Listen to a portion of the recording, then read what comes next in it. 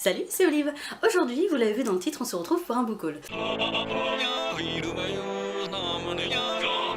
Je sais que ça fait un moment que j'en ai pas fait sur la chaîne, tout simplement parce que je préfère vous présenter les livres que j'achète au fur et à mesure de mes achats directement sur Instagram.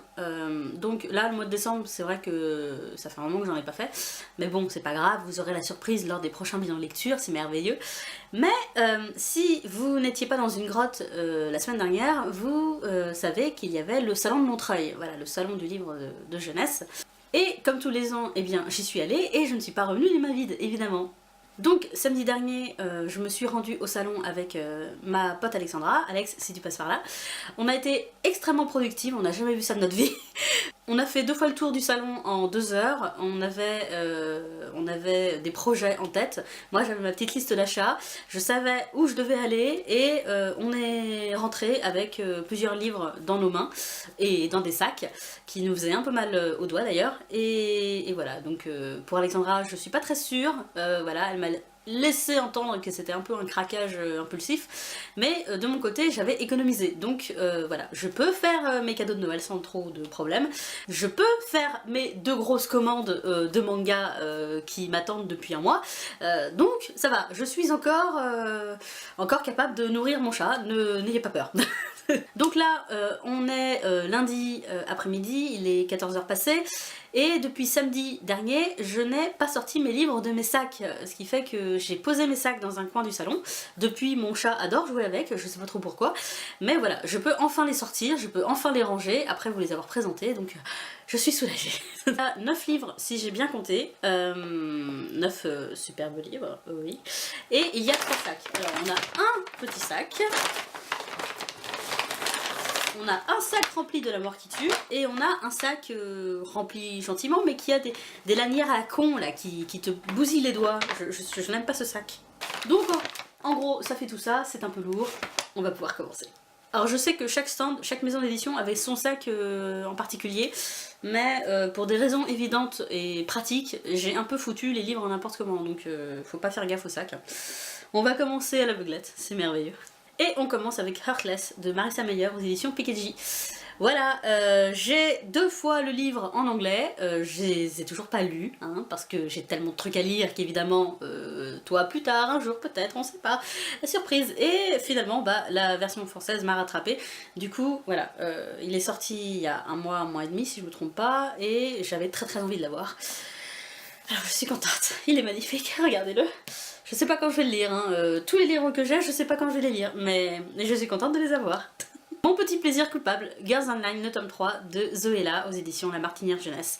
Celui-là, je le voulais depuis sa sortie, ce qui fait que ça fait presque un an, et j'avais un but précis, hein, puisque je suis en train de relire les 2 premiers tomes, comme ça je peux me lancer directement, donc celui-là je sais que je vais très rapidement le lire. Donc je suis très contente. Je sais pas si c'est la fin de la série, j'ai entreaperçu des chroniques et des commentaires dessus disant que ah, la fin est géniale et machin, mais voilà, donc j'espère que ça va me plaire. Il y a La Passeuse d'âme de Marie Vareille aux éditions PKG. Ça fait lui aussi un an et demi qu'il est sorti, hein, tout le monde en a parlé, tout le monde a surkiffé, et moi j'étais là, mais oui, peut-être. En fait, ce qui me dérangeait, c'est que Marie Vareille, je l'ai découverte grâce à ses romances. Et je me disais, d'accord, mais est-ce qu'elle va être bonne en fantasy? Donc voilà, les commentaires, les chroniques dithyrambiques m'ont rassurée. Voilà, je fais confiance à Marie Vareille, donc j'ai envie de me lancer aussi. Et la couverture du tome 2 qui vient d'apparaître sur les réseaux sociaux me donne très envie de me lancer encore plus. Voilà, donc j'ai hâte de découvrir, oui.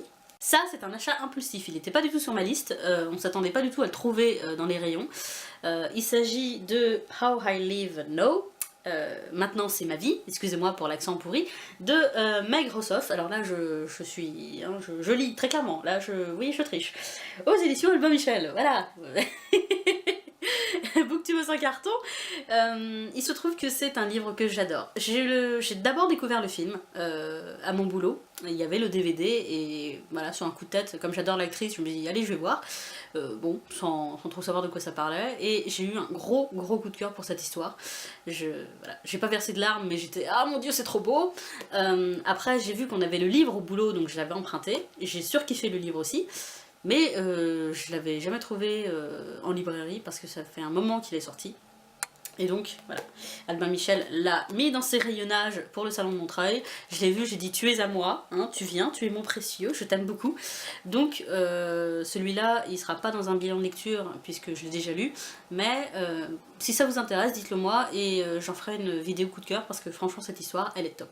Sans surprise, évidemment, le Pacte d'Emma de Nin Gorman aux éditions Albin Michel. Voilà, j'étais venue à la base sur le stand d'Albin Michel pour ça. Alors, j'ai vu la queue hein, qui faisait comme un U pour la dédicace de Nin Gorman. Alors, j'adore Nin, oui, mais non. Je suis pas patiente, je n'aime pas la foule. Déjà, avec Alexandra, on n'était pas à l'aise parce qu'il y avait beaucoup de monde et qu'on n'aime pas les gens, hein, c'est très connu. Donc voilà, écoute, Nin, j'ai vu toutes tes dédicaces. Sur photo, sur Twitter, donc ça me suffit. Donc, je vous l'avais dit via Instagram, j'ai acheté le livre de Alison, Le souffle de Midas. Voilà, je l'ai commandé, il est arrivé. Donc, vous le verrez dans un bilan lecture. Et forcément, bah, il me fallait celui-là, puisque voilà, je n'ai pas lu l'histoire sur Wattpad parce que je ne peux pas lire sur un écran.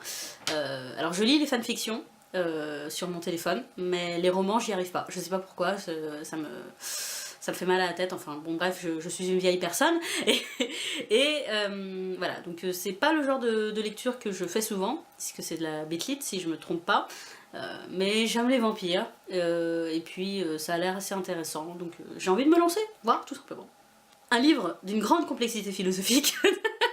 Voilà, mon deuxième péché mignon, il s'agit d'un livre de la série Miraculous. Voilà, donc c'est le tome 3, oui, c'est Au secours d'Alia, à 5 €, ah, trop contente. Donc je me suis un peu tapé l'affiche quand j'ai été le chercher, Alexandra s'est foutue de ma gueule, mais voilà, depuis, j'ai parlé de la série Miraculous avec Alexandra, qui est en diffusion sur TF1 le samedi matin, et qui est la saison 1 sur Netflix, que j'ai découvert sur Netflix. Donc je vous préviens, je vais vous reparler de cette série animée dans une prochaine vidéo, je sais pas quand, mais dans une prochaine, sans doute quand la saison 2 arrivera sur Netflix. Et j'ai déjà saoulé les gens sur Instagram avec ça, donc ne vous étonnez pas si vous revoyez Ladybug apparaître sur votre écran avec moi.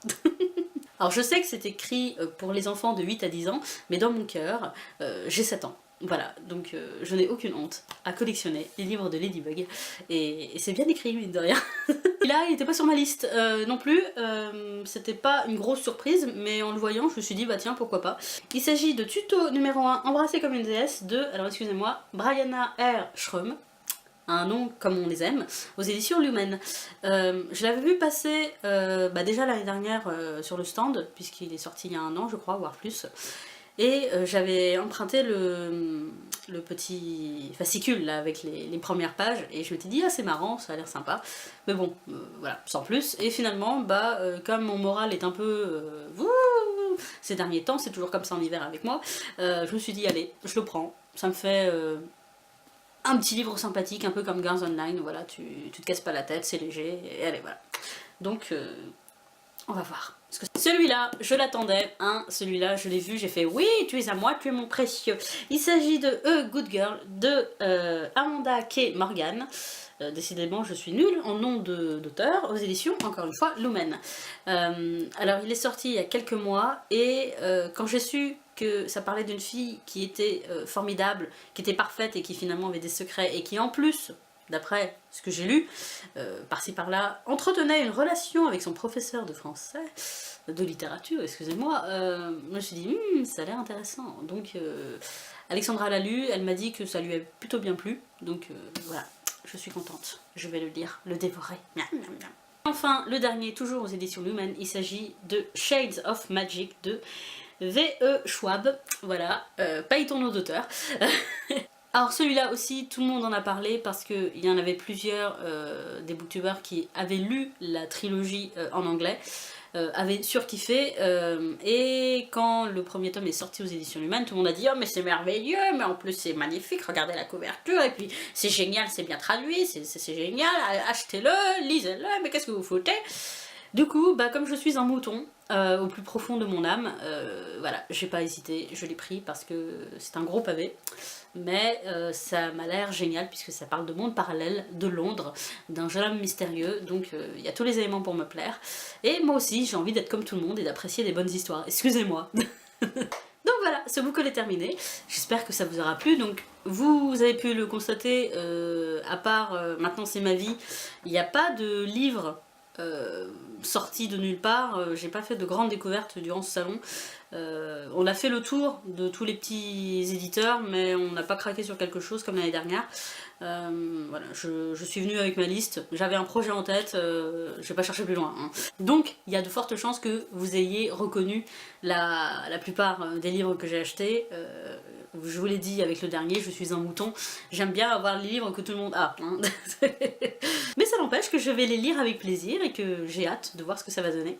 Donc, encore une fois, je ne sais pas du tout quand vous verrez ces livres dans des bilans lecture parce qu'il y en a 2 qui sont dans mon ordinateur déjà, hein, que j'ai préparé au préalable.